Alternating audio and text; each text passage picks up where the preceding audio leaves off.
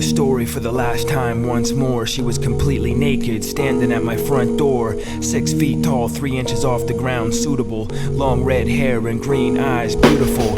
6:30 p.m. she shouted and threw rocks. She carried a dead crow that she kept in her shoebox. Introduced herself as so-and-so before I could jump in.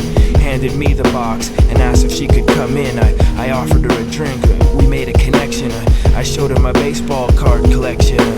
She had no clothes on. The one thing I did right was to look at the clock, and it was 12 o'clock midnight. She said she had to go, but not before she got a kiss. The next thing I know, we were opening Christmas gifts. There were dead crows everywhere, the smell of burnt toast. My stomach was upset, but my broken neck hurt most. Her palms were on fire, what else could go wrong?